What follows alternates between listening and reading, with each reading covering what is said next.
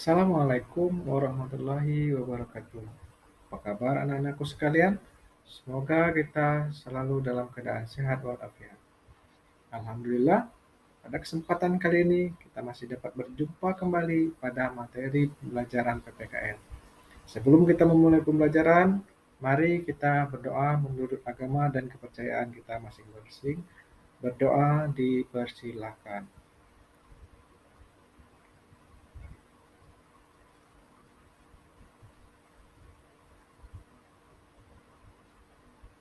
Berdoa selesai.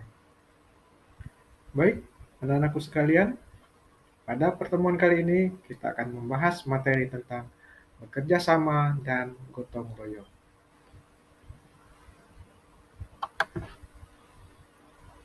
Tujuan pembelajaran untuk pertemuan kita kali ini yaitu setelah mengikuti pembelajaran, peserta didik mampu menganalisis bentuk-bentuk kerjasama dalam berbagai bidang kehidupan di masyarakat dengan benar.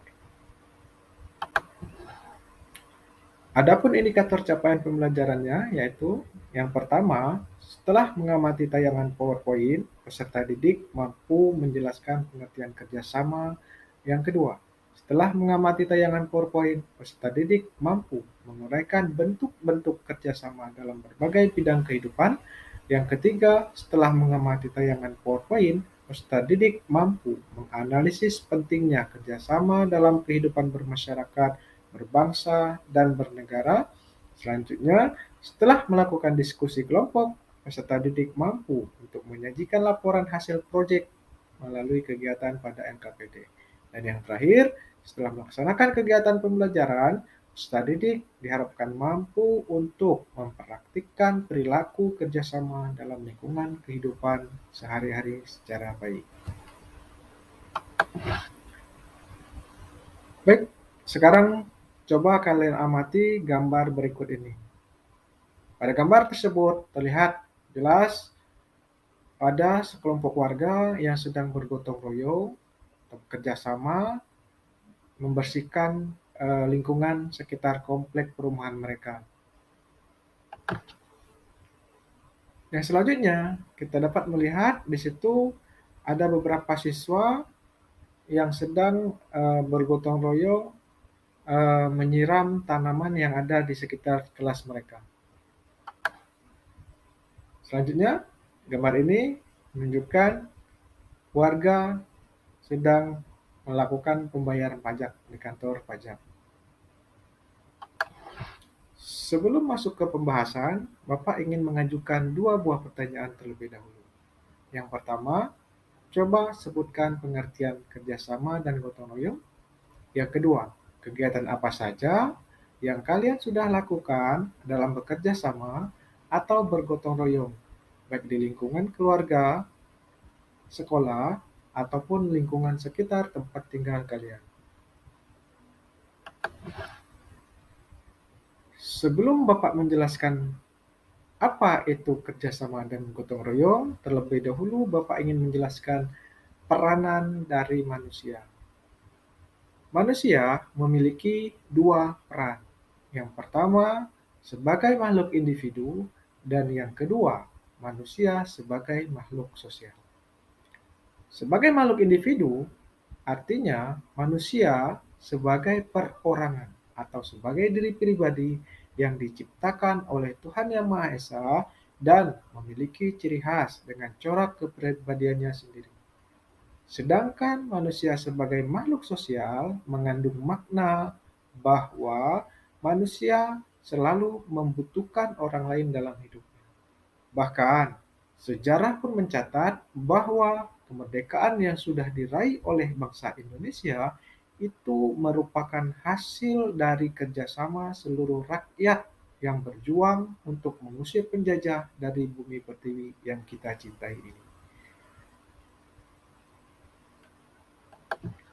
Artinya, manusia sebagai makhluk sosial adalah manusia itu tidak bisa hidup sendiri.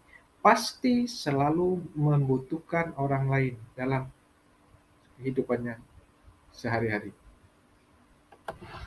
Baik, selanjutnya kita akan membahas apa itu yang dimaksud dengan kerjasama. Yang dimaksud dengan kerjasama adalah suatu kegiatan atau aktivitas yang dilakukan oleh dua orang atau lebih untuk mencapai tujuan yang diinginkan bersama. Jadi di sini tujuannya harus sama. Walaupun dilakukan dua orang atau lebih, apabila tujuannya berbeda-beda, itu bukan dimaksud dengan kerjasama.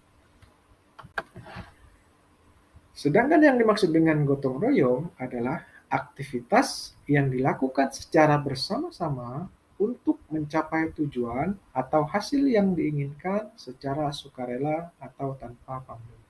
Nah, dari pengertian tersebut jelas bahwa perbedaan antara kerjasama dan gotong royong adalah bahwa gotong royong itu dilaksanakan secara sukarela atau tanpa pamrih.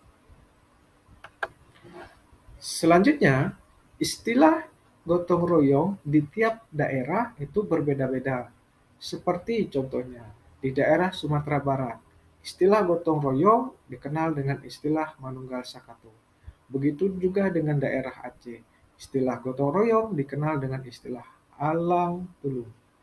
Di daerah Bali, istilah Subak, Jawa Barat, Sabi Lulungan, Palembang, Sikaroban, Jawa, Gugur Gunung, Kalimantan Timur dikenal dengan istilah Paleo, dan di daerah Minahasa dikenal istilah gotong royong dengan istilah Mapalus. Terdapat 5 nilai penting kerjasama dan gotong royong. Yang pertama yaitu saling memahami, yang kedua saling menghargai, yang ketiga saling membantu, yang keempat saling mengatasi kekurangan, dan yang kelima yaitu saling menguatkan kebersamaan. Mari kita bahas satu persatu. Nilai penting kerjasama dan gotong royong yang pertama yaitu saling memahami. Hal yang paling mendasar dalam bermasyarakat adalah harus saling memahami. Tidak sekedar memahami diri sendiri, tetapi kita juga harus memahami orang lain. Tidak akan berjalan baik kerjasama serta gotong royong apabila kita tidak saling memahami satu sama lainnya. Nilai penting yang kedua yaitu saling menghargai. Setiap orang pasti memiliki kekurangan dan kelebihannya masing-masing. Semuanya itu harus dihargai. Agar apa? Agar terbangun kehidupan bermasyarakat yang aman, damai, dan tentram. Kerjasama dan gotong royong mengharuskan setiap orang saling menghargai rekannya dalam berkegiatan, melakukan aktivitas kerjasama dan gotong royong. Nilai penting kerjasama dan gotong royong yang selanjutnya yaitu saling membantu. Saling membantu ini menjadi ciri dari kegiatan kerjasama dan gotong royong. Tujuannya untuk apa? Tujuannya yaitu agar apa yang diinginkan itu dapat tercapai. Nilai penting kerjasama dan gotong royong yang keempat yaitu saling mengatasi kekurangan. Dalam melakukan kegiatan kerjasama dan gotong royong, setiap warga harus dapat saling menutupi kelemahan dan kekurangan satu sama lainnya.